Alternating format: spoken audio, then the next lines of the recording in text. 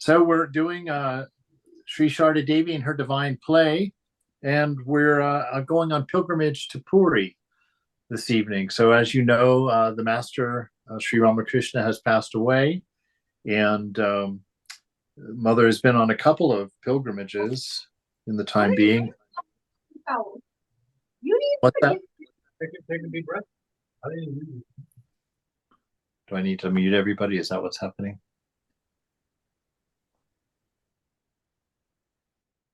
Okay, so I muted everyone. But please, if you have anything to say, ask, add, question, correct, please feel free to jump in at any time. All right, so we're going on pilgrimage to Puri with Holy Mother, and I cheated a little bit this time and read it beforehand, which I don't like to do because I like to give Mother the opportunity of spontaneity. But boy, wait till you hear the list of people that are going on pilgrimage, and just imagine for a moment what it would be like to go on pilgrimage with this group of people. The lease on Nilambar Babu's house expired after 6 months, so in October, Holy Mother returned to Balaram's house. After staying there for a few days, she left on a pilgrimage to Puri with, and get this list of people, with Brahmananda, wow, the monk of monks, one of the greats, Yogananda, Sharadananda, Golap Ma, Yogan Ma, and her mother, and Lakshmi. So, wow, what a powerhouse of a group of people to be going on pilgrimage to Puri, of all places, with. What an amazing opportunity. At that time, there was no train from Calcutta to Puri. So on 7th of November, 1888, they took a big steamer from Calcutta to Tandwali, and from there, they took a canal motorboat to Cuttack.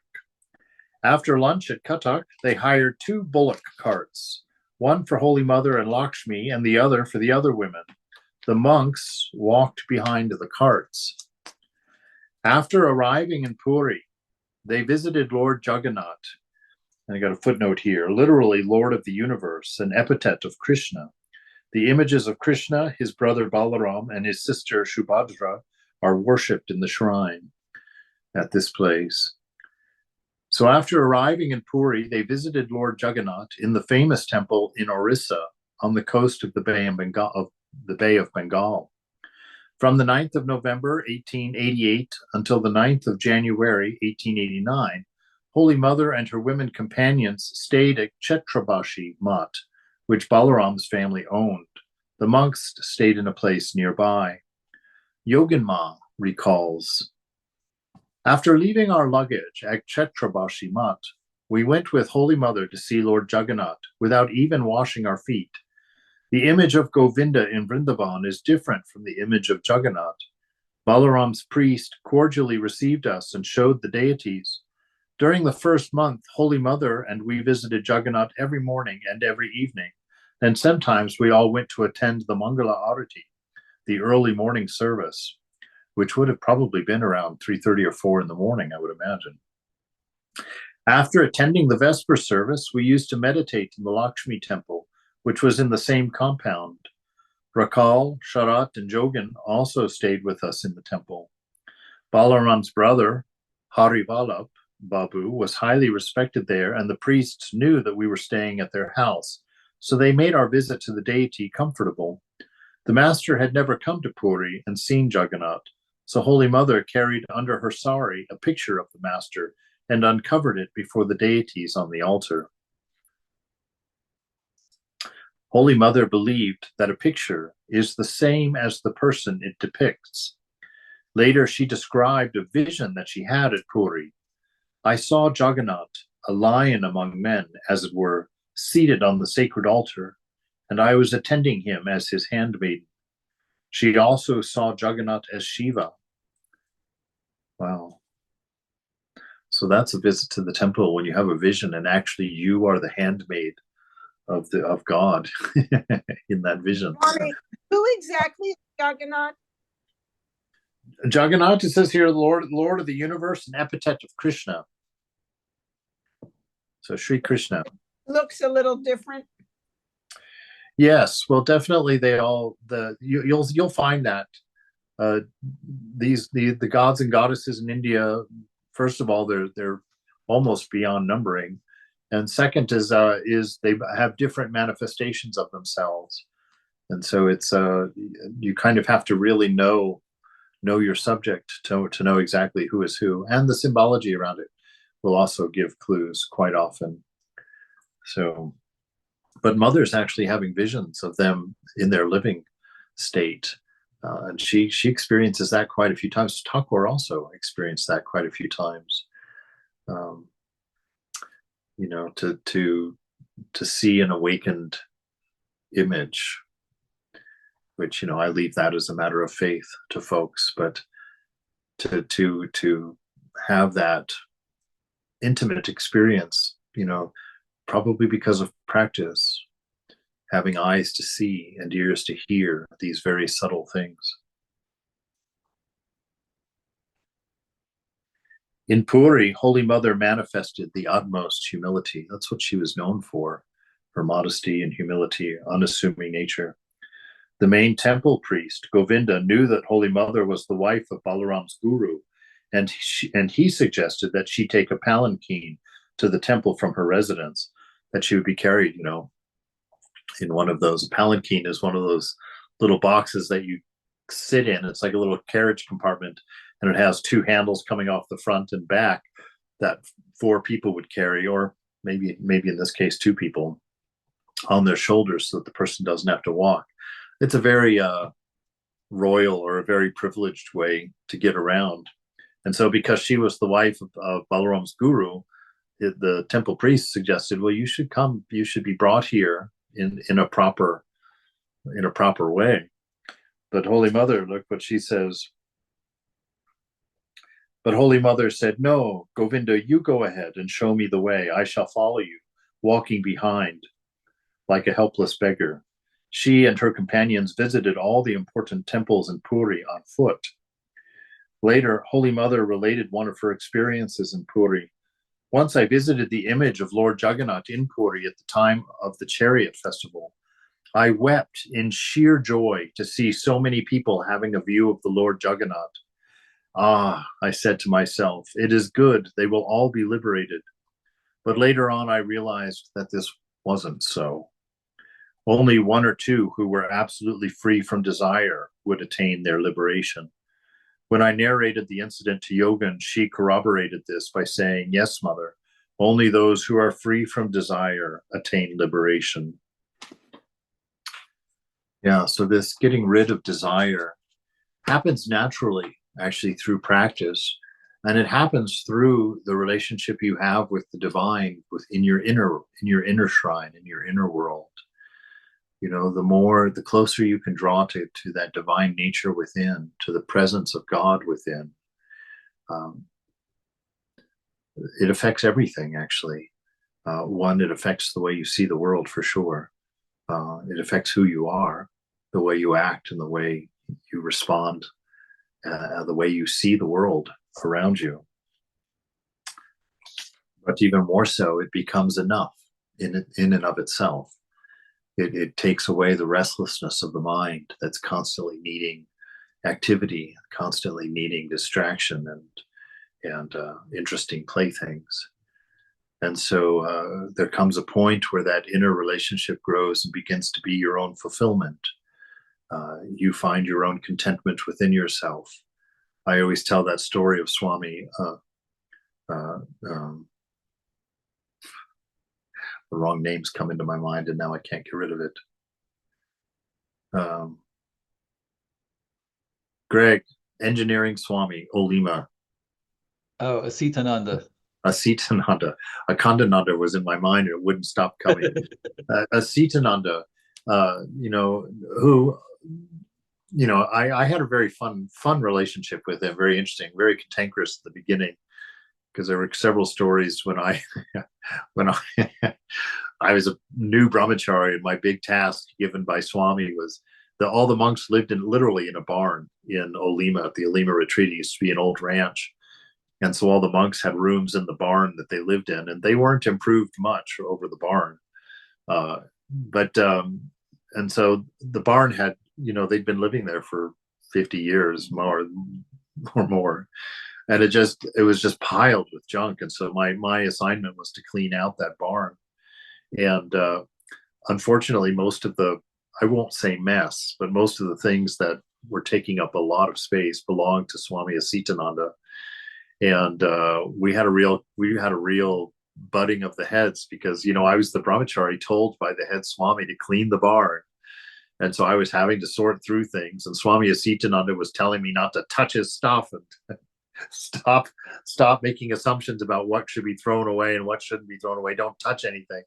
And I told him, I was like, Maharaj, I was told by Swami to clean the barn. I can't not touch these things. And so we butted heads quite a few times and got into some rather cantankerous situations, which great fun as I look back on all that. But in his later days, though, after 15 years later, he was closer to the end of his life, and wow, boy, did something happen for him. He was in such a beautiful state of bliss for that last couple of years, that I understand, this desirelessness, how it comes upon us. As I would walk by his room, I think I've mentioned this. He had he couldn't really get out of a chair. He sat and slept in the same easy chair all day, all the time. In those last days, he couldn't really move because of different ailments. And just to give you the picture, I mean, this is a barn in the middle of nowhere. I mean, the Olima retreat itself is pretty remote. There's nobody around there. And he was in a room in this barn 24/7, really unable to move. And I would check in on him every now and then on the days when I was out there working. And I would always find him in the same way. He was always sitting in his easy chair, just kind of gazing at the ceiling in a way, but looking, kind of a distance-free look, like he just was looking at some expansive something, and always the sweetest smile, and just never the slightest sense of need, never the feeling that he needed anything at all.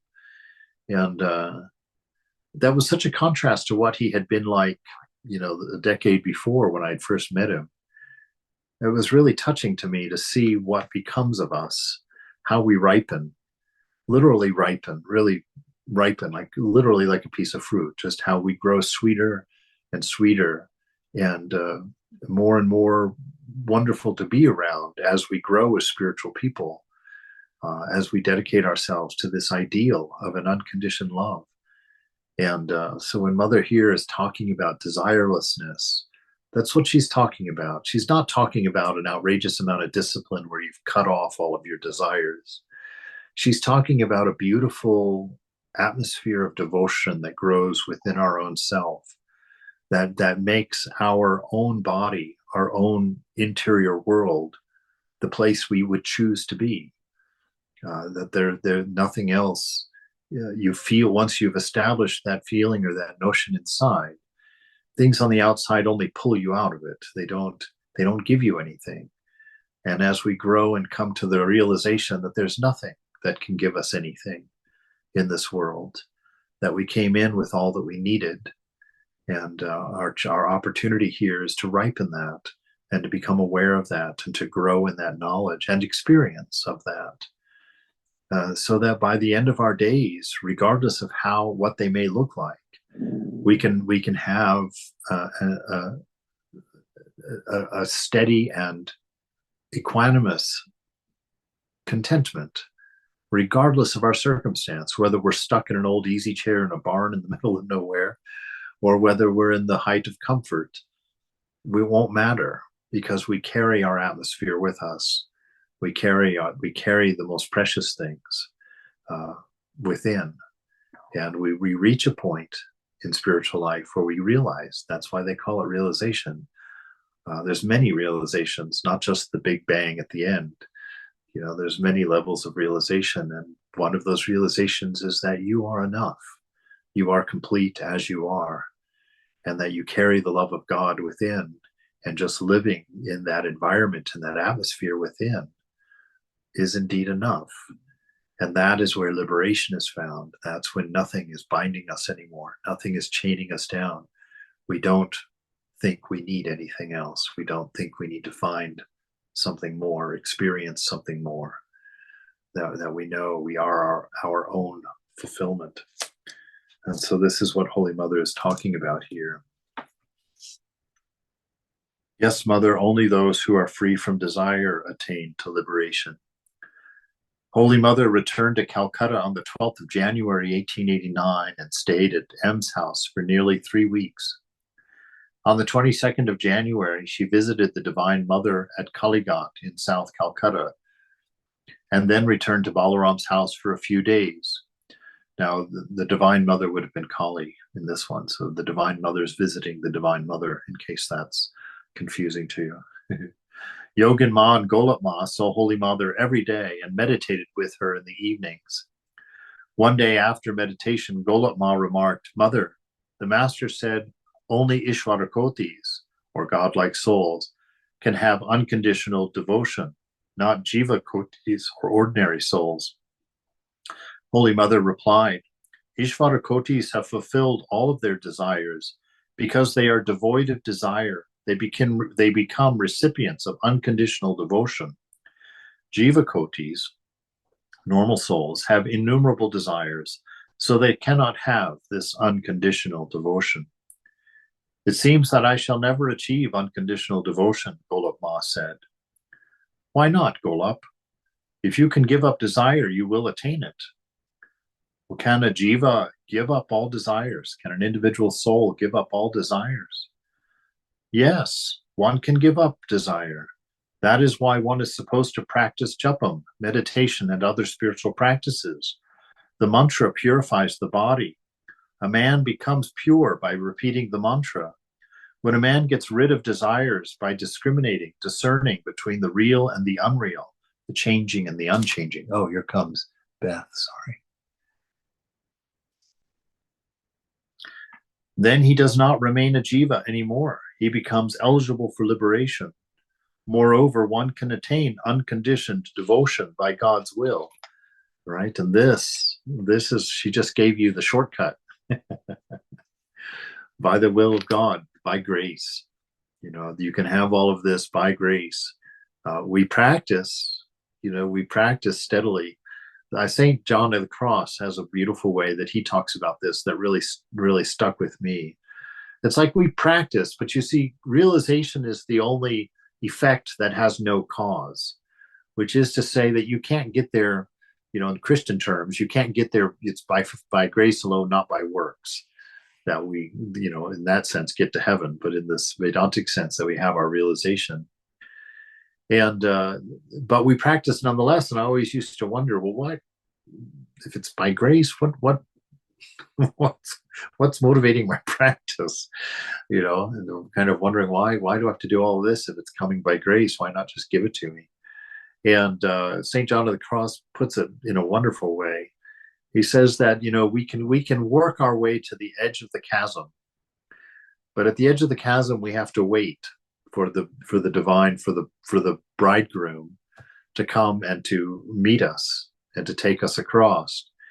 And he said, so as we pitch our tent, as it were, at the edge of this chasm, we go about busying ourselves by preparing our bridal chamber.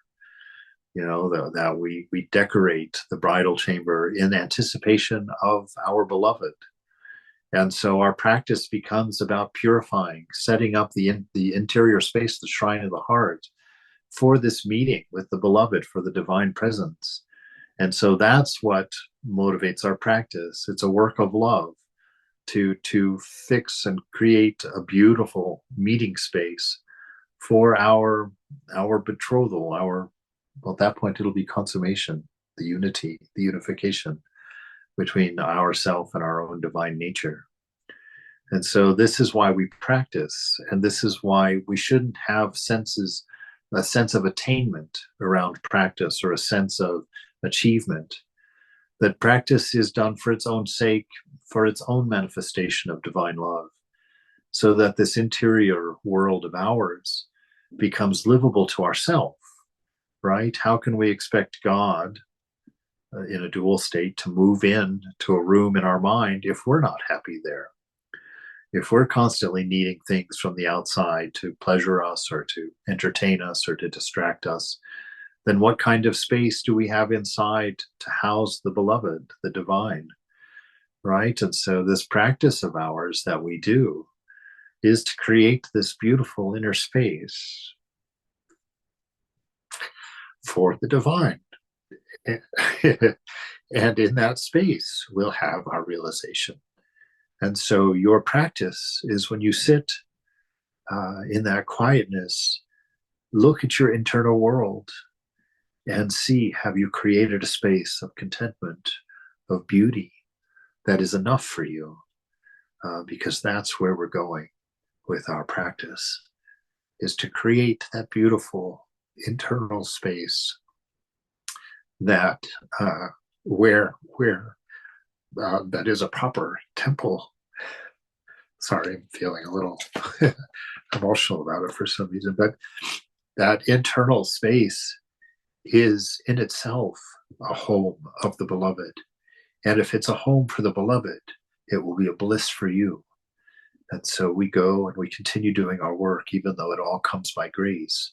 And so we go and we sit in our internal shrine in bliss, in a bliss of faith, that we just, if we can't feel the presence, we assume the presence.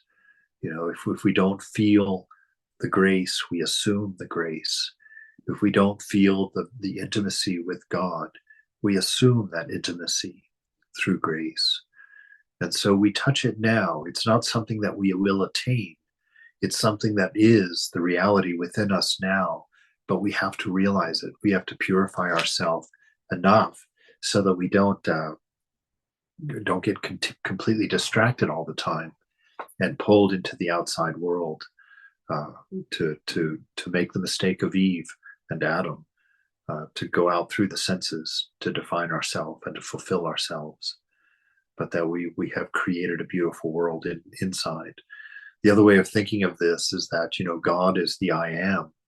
He is your isness, your being.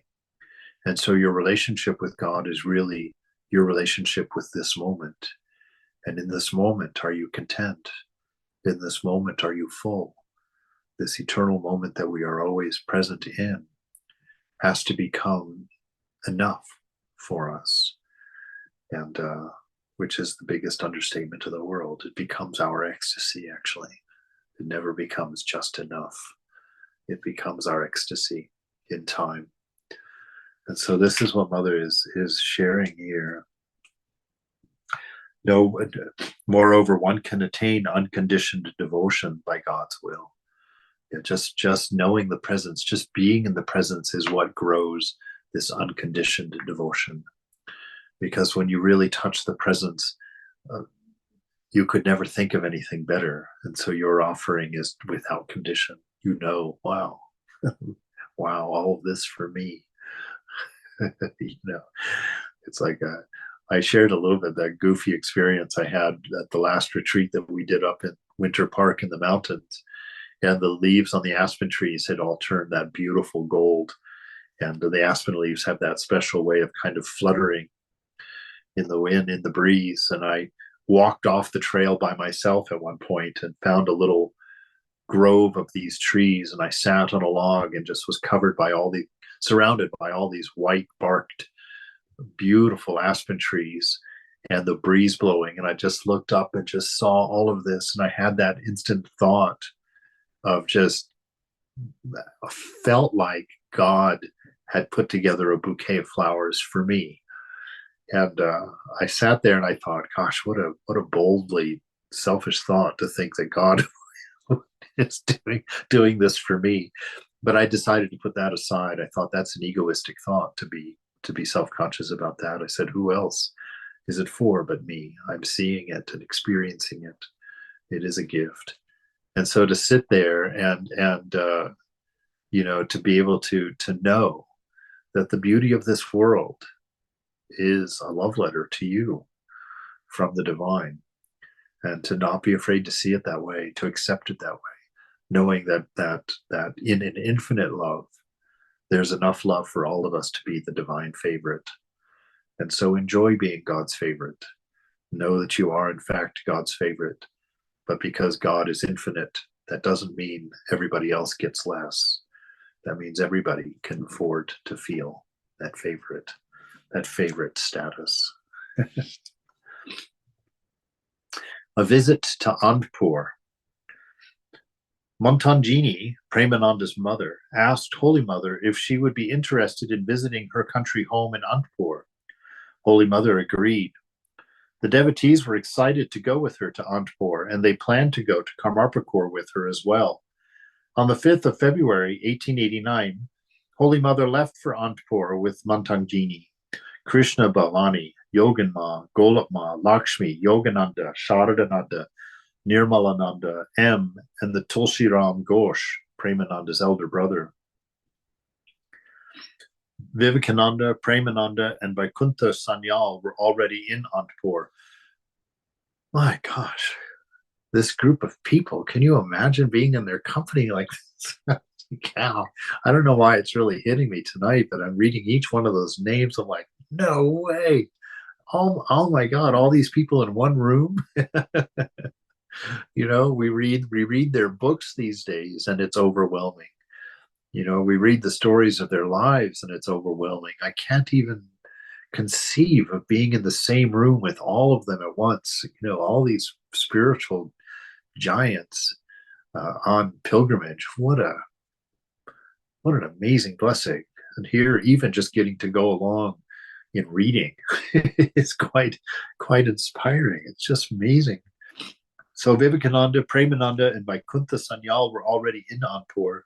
When Holy Mother's luggage arrived, Vivekananda carried it with great joy and playfully pretended to be a horse, making Holy Mother smile. There's an image somebody needs to make. A picture of Swami Vivekananda being a horse carrying Holy Mother's luggage. Greg?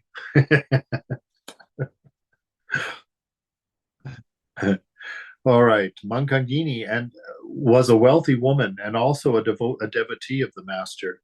She and her sons were delighted to be in the company of Holy Mother and the Master's disciples. It was a truly festive occasion. There's an understatement, I'm sure. Wow. After spending a week at Anandpur, Holy Mother left for Karmarpur with Lakshmi, M, Golapma, and Charadananda by bullock cart via Tarakeshwar. After staying for 3 days in Karmarpur, the party returned to Calcutta, leaving Holy Mother there. Wow, what a great little vignette there, that visit. Maharaj, Yes. Maharaj, may I just add, Anandpur, that's where that's Premananda's home. Uh-huh. That's where they took their first sannyas before Christmas. Yes. So that's where it happened. Yes, a beautiful story. Yeah, I got to go there when we took sannyas together. All of us went and visited Anandpur, and we actually sat around the fire pit that they sat around that night on Christmas Eve. And for those of you who don't know the story, that was the night that the order really officially began, where they took their vows together. They were sitting around this fire on Christmas Eve, and then Vivekananda started talking about Christ, and it just built up this wonderful atmosphere and mood of renunciation amongst them. You can only imagine.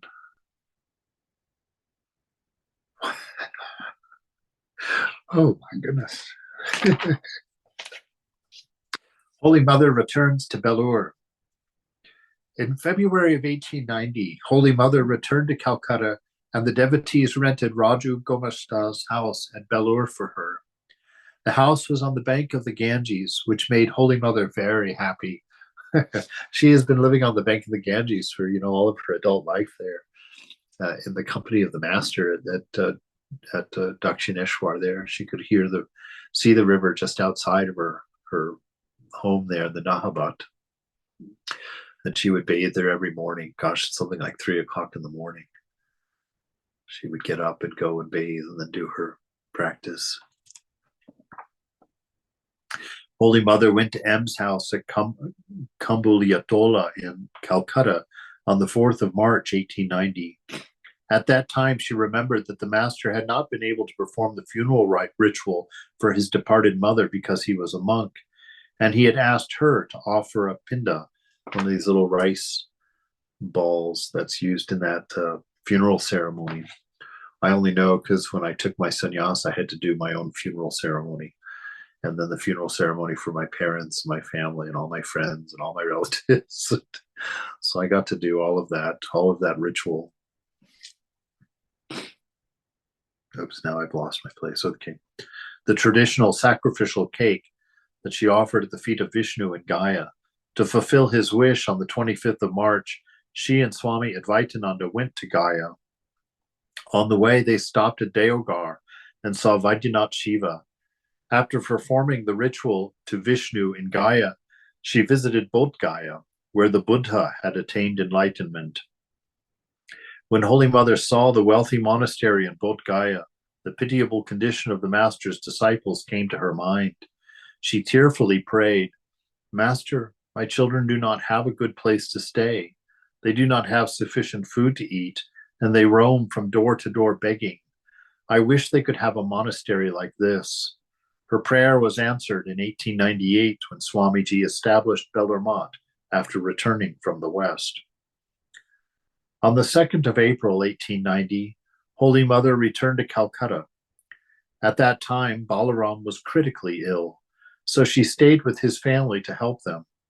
The master was very fond of Balaram and his wife, and their house was his Calcutta residence. Now and then he spent the night in their house and ate with them. After the master's death, Balaram took care of Holy Mother and the master's monastic disciples. Balaram passed away on the 13th of April, 1890. Holy Mother consoled his family and stayed with them until the Shraddha ceremony was performed on the 13th of May, 1890. That was another place that all of us went together. When we took sannyas, we all spent the day at Balaram's and had a big feast. And then there's a funny ritual that was very odd to me. All of us new monks there was a big central courtyard, and 50 of us new monks sat in chairs all the way around this courtyard, and the devotees would come by and toss money into your lap, and you just had to sit there and just receive it, as it came. It just pile up in your lap, and it was a beautiful thing because it was their chance to show devotion and blessing on your big day, your first days as a sannyasa. But it was also such a contrary thing too, to be accepting money when I had no need. We didn't have any need of any money, and yet there it was. So part of this ritual was just us sitting and accepting the donations, the kindness of the devotees. And I learned a lot actually that day about that, that we should live our life like that. In a sense, like there's a little bit of a shyness or discomfort about all of the blessing, about all of the contribution of that people were giving to me at that time on that experience, and yet having to let go of the ego that's uncomfortable with being given to let go of that ego that wants to be everything, self-determined, self-sustaining, self-sufficient. Now I don't need anything, thanks. And to give that up entirely, we have to, as devotees, as seekers of God, because our realization, our seeing God comes fully by grace, by an infinite grace, by an infinite love, unconditioned. And it's funny, that seems like such a free thing, and like, oh great, cool, I get something for free. But there's a lot of work necessary to be able to accept a gift of that enormity, to be able to accept your own realization, the greatest of all possibilities. To accept infinite grace requires an infinite humility on our part. We have to come to a point inside where we understand there's nothing to be done on our part. There's nothing that can be done, that we are utterly helpless in this situation. And so when we reach that level of understanding, that level of surrender to the divine love, then at that point, Mother can give us the greatest of gifts, and we can accept it.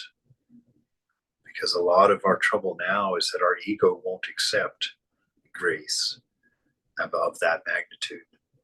And so we have to work and we have to practice, and we chastise ourselves. We get angry with ourselves, sometimes even hate ourselves for our mistakes, for our constant return to our mistakes. And we get all caught up in our weakness. That's egoism. There's nothing humble about that at all. That's wrong thinking. It's not humble to be miserable in your weakness. It's humble to be able to trust in grace, and to find a reason to celebrate in the midst of your misery, in the midst of in the midst of the mess you've made. To be able to still celebrate your relationship with the divine, your access to an immortal and unconditioned love. This is the work in front of us.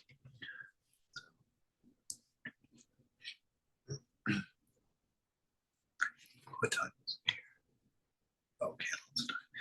Holy Mother at Gushari.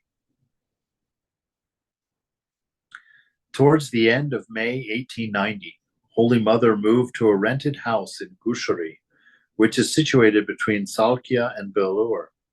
The house was on the western bank of the Ganges and near a cremation ground. Yoganma, Golapma, Swami Yogananda, Swami Trigunatitananda, they stayed with her. The house was very small and quiet, and there were not many activities or visitors, so they spent their time practicing japam, meditating, and sharing stories about the Master. Now, there's the challenge.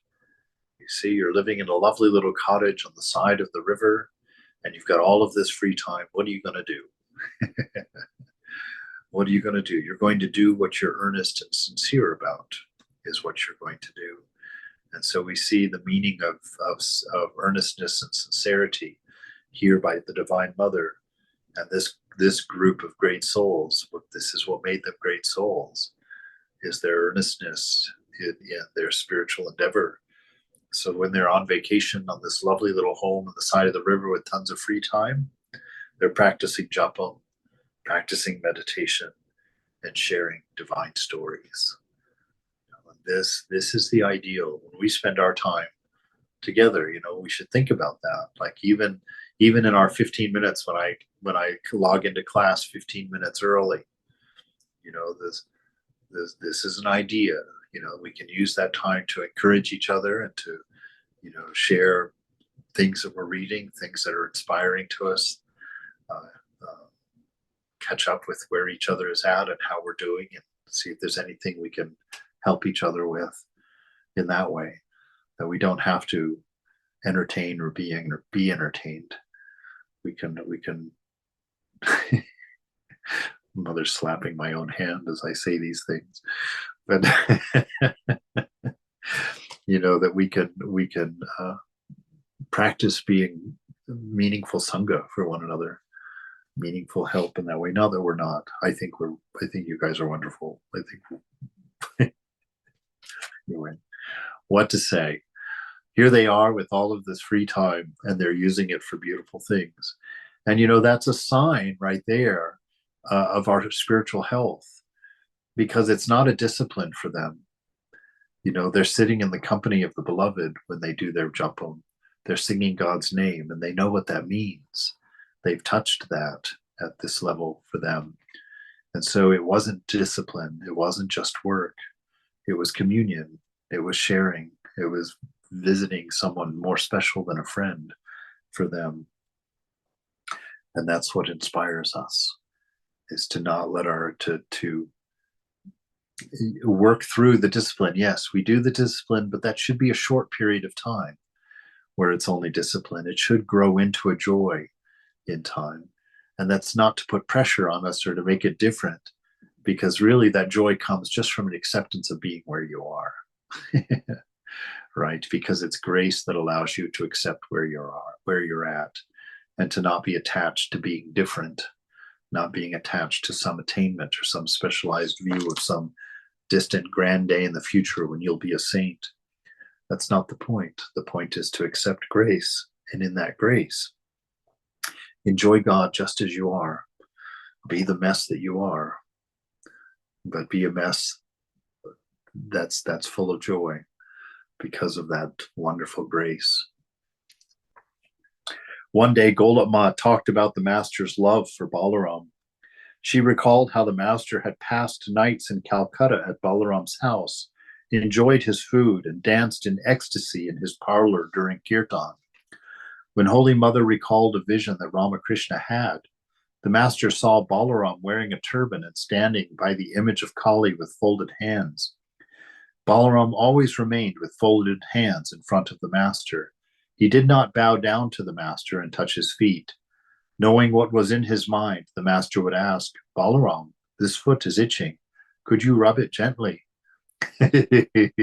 Immediately, Balaram would send for Naran, Rakal, or anyone nearby and ask him to massage the master's foot. Then Golap Ma explained why Balaram would not touch the master's feet. The master remained always in an ecstatic mood and sometimes in samadhi. At that time, if any impure person entered his room, he would groan like a person groans in pain during a nightmare. Then Ramlal, Latu, Naran, Rakal, Balaram, or whoever was there in his room would say, let us all go and sit outside. The master is feeling discomfort. When everyone is outside, the groaning sound would stop. Although Balaram was a humble and pure Vaishnava devotee, he did not want to risk causing the master discomfort by his touch. I never really understood these kinds of things when I first was coming around. And it used to bother me that I myself wouldn't be able to sit comfortably in the master's presence, because of my own impurities and my own delusions. And I used to struggle with that so much until I realized that the master was trying to make me aware of how my own internal world is feeling that groan at my own actions. That the part of the reason that we need so much distraction in this world is because of the inner pain that our mistakes cause us, that our wrong seeing cause us, that our ignorance causes us. And until we resolve that inner discomfort, our inner shrine can't be our place of contentment. It can't be our place that is enough for us. And that's why we continue to clean and decorate the bridal chamber, so that we can live within our own skin in bliss, contented, and at peace. And so the master, when he was demonstrating this on the outside, he was trying to show us the inner truth, the inner condition, that we're not trying to become pure for his sake in that sense. Although in one sense, in the Advaitic sense, yes, it is for his sake, because he and we are one. But the fact is that we do our practice because this is what it is to be human. To be free inside, to be pure inside, to be contented inside and at peace. That is natural and normal for a human being. Our condition of needing distraction, needing entertainment, needing to be busy, needing to whatever, those are not natural things. Those come from a cry of pain inside. They come from a hurt that we're no longer dealing with, that we've just kind of covered over and accepted as normal and carried on with our distractions. And that's the reason for our desires, and the reason for our reaching and groping for something meaningful. And so inside, it is important that you purify the self. And what is purifying the self? Removing the sense of me and mine. It's just taking away the selfishness in there, and leaning on grace for that.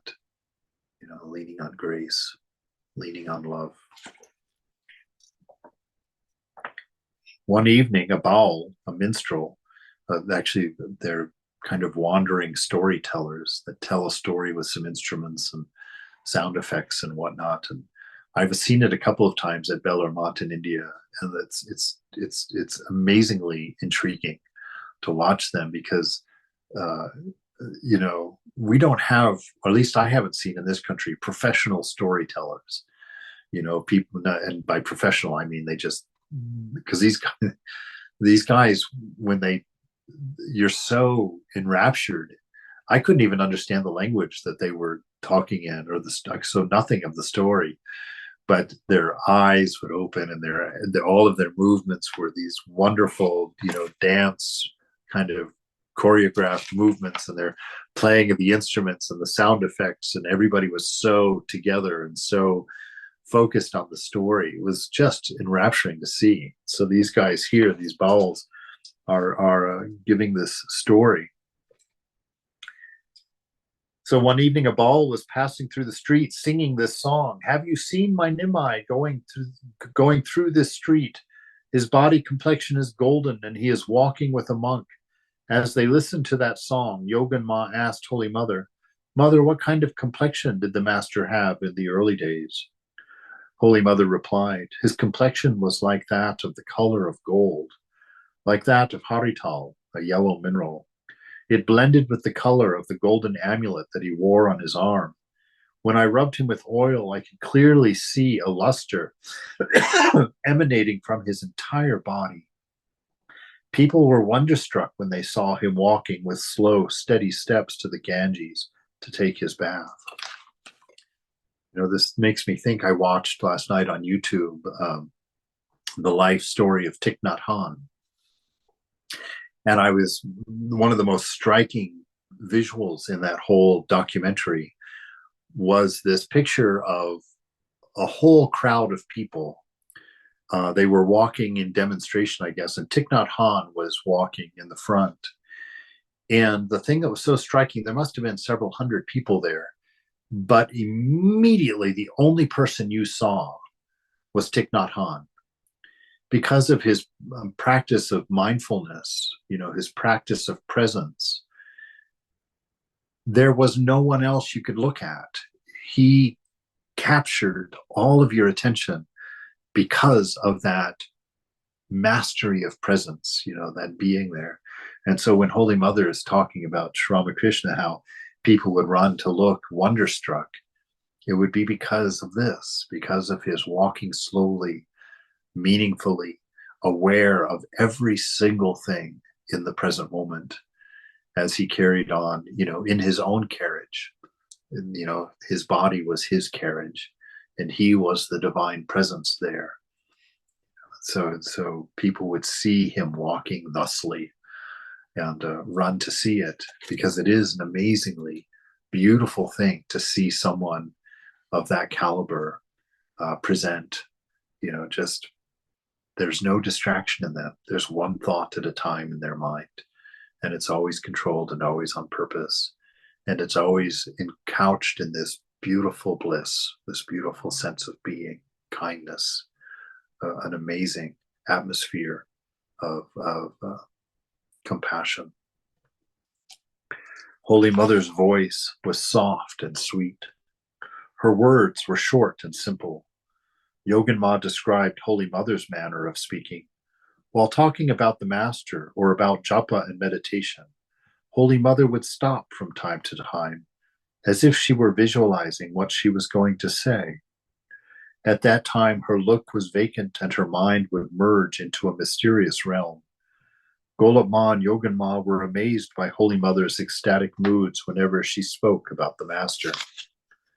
On the morning of July 1890, Swamis Vivekananda and Akhandananda came to receive Holy Mother's blessing before leaving for the Himalayas. Oh, they're going to go wandering in the Himalayas. Wow. Yeah, I got to do that for about 3 weeks or so, 2 or 3 weeks after taking sannyas. Oh, goodness. there was a whole group of us that went up, about 4 of us, I guess, that went up to Mayavati. And we used to get up in the mornings and do our practice there. But then we would go right after breakfast, we would go up into the hills and just find these forest paths going through the mountains there. And we would search for a good place to meditate, a nice open vista of the mountains. And we would then all sit together. But I've walked, I think I've shared this, but I've walked in the Himalayas several times, but the first time I ever went to the Himalayas, I was I had not yet become a monk and really wasn't on any purposeful spiritual path. And I remember walking and just enjoying the view and, how beautiful it is here. And my gosh, I love these mountains. And it was all very much like that, very enjoyable, very nice. But the second time that I walked the mountains, I had taken my sannyas. And I walked and I felt as if each foot touched a root deep in the mountain. I no longer felt like I was separate looking at the mountains, thinking, oh, what beautiful mountains. Because I knew and I understood that for tens of thousands of years, renunciates had walked those mountain paths with the thought of the divine, with the thought of God. And I felt like I was part of the mountain.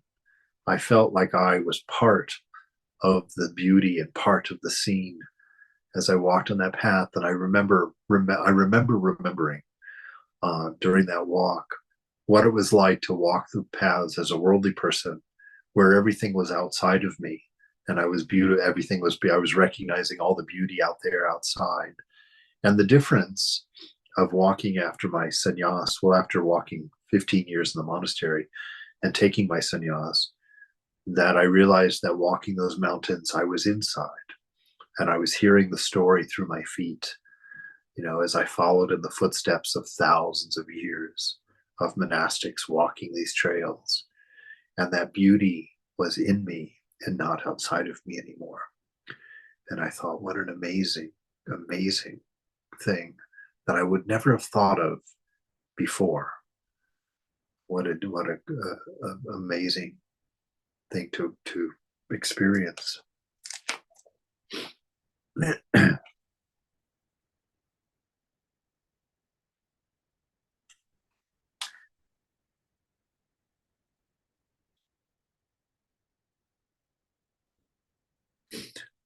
On one morning in July of 1890, Swami Vivekananda and Akhandananda came to receive Holy Mother's blessing before leaving for the Himalayas. After bowing down, Vivekananda said, "Mother, I shall see you again if I become a real man. Otherwise, I now say goodbye forever." "What are you saying?" Holy Mother interrupted. No, Vivekananda assured her. "I shall soon return through your grace." Holy Mother said to Akhandananda, "I am handing my treasure over to you. You know the conditions in the Himalayas. Please see that Narayan does not suffer for want of food." Golapma gave the monks some prasad and asked Vivekananda to sing for Holy Mother. Vivekananda sang this song.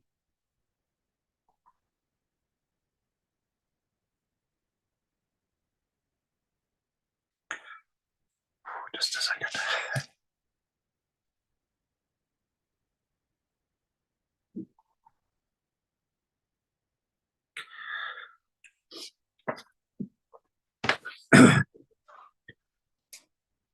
Oh boy, I'm not going to be able to do this. Oh, goodness gracious. Someday I'll have some self-control. I have made you, O Lord,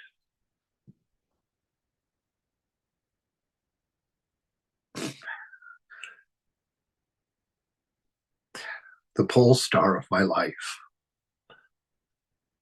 No more shall I lose my way on the world's trackless sea. Wherever I wander here, your brilliance shines undimmed.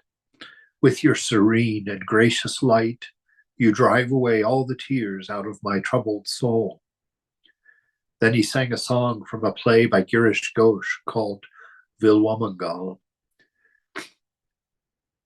Krishna travels holding my hand. Wherever I go, he follows me, even if I don't ask him to. He wipes my face with great care and intently looks at my face. When I smile, he smiles. When I cry, he cries. How lovingly he takes care of me. Holy Mother, blessed Vivekananda, wherever you go, the Master will always be with you. Mother Durga will protect you in the mountains and the forests, in trials and tribulation. She served lunch to Vivekananda and Akhandananda, and then they returned to the Baranagore monastery. Vivekananda informed his brother disciples that Holy Mother was well taken care of by the Master's women devotees. There was a great relief to all of them. Holy Mother stayed at Gushari from May until the middle of September 1890. When she contracted dysentery, Golab Ma and Yogan Ma realized that although it was a wonderful place to live, it would be difficult for doctors to come from Calcutta to treat her. Golab Ma wrote to her son-in-law, Raja Surendra Mohan Thakur, and asked him to find a place in Calcutta for Holy Mother. He replied that he had a vacant rental property in Baranagore, and she and Holy Mother could live there rent-free for an indefinite period. In the third week of September, Holy Mother moved to Baranagore with Golab Ma, Yogan Ma, Yogananda, and Shugunatitananda. A doctor was engaged, and Holy Mother soon recovered. She then stayed with Balaram's family until the Durga Puja. All right. We'll stop there and go to Holy Mother and Jairamati next week. Oh, yes.